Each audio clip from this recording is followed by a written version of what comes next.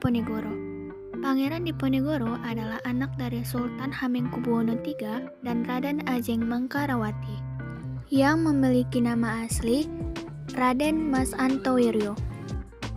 Perang Diponegoro berawal dari sikap Pangeran Diponegoro yang tidak menyetujui campur tangan Belanda dalam urusan kerajaan.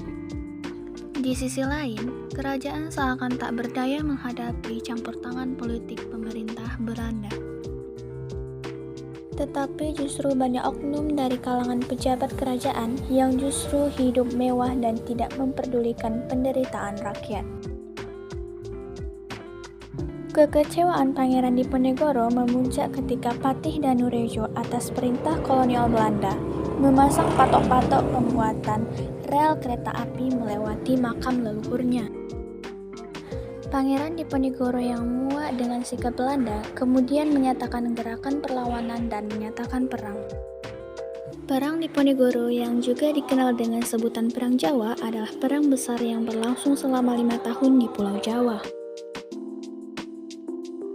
Perang ini melibatkan pasukan Belanda di bawah pimpinan Jenderal Hendrik Marcus de Kock yang berusaha meredam perlawanan penduduk Jawa di bawah pimpinan Pangeran Diponegoro. Akibat perang ini, penduduk Jawa tewas mencapai 200.000 jiwa, sementara korban tewas dari pihak Belanda berjumlah 8.000 tentara dan 7.000 serdadu pribumi. Setelah Perang Diponegoro, pada tahun 1832, seluruh raja dan bupati di Jawa tunduk menyerah kepada Belanda kecuali Bupati Ponorogo, Waro Brotodiningrat III. Waro Brotodiningrat justru hendak menyerang seluruh kantor Belanda yang berada di kota-kota keresidenan Madiun dan di Jawa, seperti Wonogiri, Karanganyar yang banyak dihuni oleh Waro. Dalam catatan Belanda, para Waro yang memiliki kemampuan berperang sangat tangguh bagi pasukan Belanda, maka dari itu untuk menghindari yang merugikan pihak Belanda, terjadi sebuah kesepakatan untuk dibuatkanlah kantor bupati di pusat kota Ponorogo. Di sisi lain, sebenarnya Belanda sedang menghadapi Perang Paderi di Sumatera Barat. Penyebab Perang Paderi adalah perselisihan antara kaum Paderi dengan kaum adat yang mempermasalahkan soal agama Islam.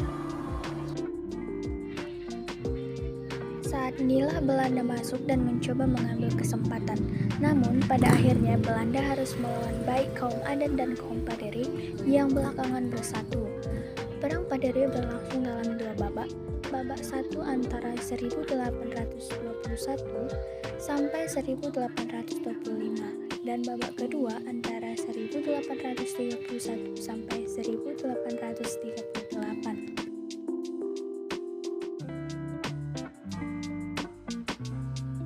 Untuk menghadapi Perang Diponegoro, Belanda terpaksa menarik pasukan yang dipakai perang di Sumatera Barat untuk menghadapi Pangeran Diponegoro yang bergerilya dengan sebuah gencatan senjata disepakati pada tahun 1825 dan sebagian besar pasukan dari Sumatera Barat dialihkan ke Jawa. Namun, setelah Perang Diponegoro berakhir, kertas perjanjian gencatan senjata itu disobek dan terjadilah Perang Paderi babak kedua. Kertas perjanjian gencatan senjata itu disobek dan terjadilah Perang Paderi babak kedua. Pada tahun 1837, pemimpin Perang Paderi Tuanku Imam Bonjol akhirnya diangkat. Berakhirlah Perang Paderi.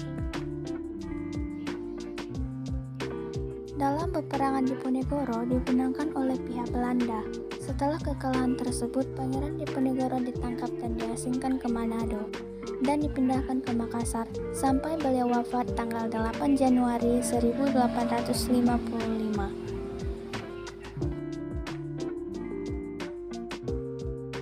Perlu diingat kembali, di waktu Perang Diponegoro, Indonesia tidak hanya mengalami satu peperangan saja, namun di Sumatera Barat terjadi juga peperangan yang disebut dengan Perang Paderi.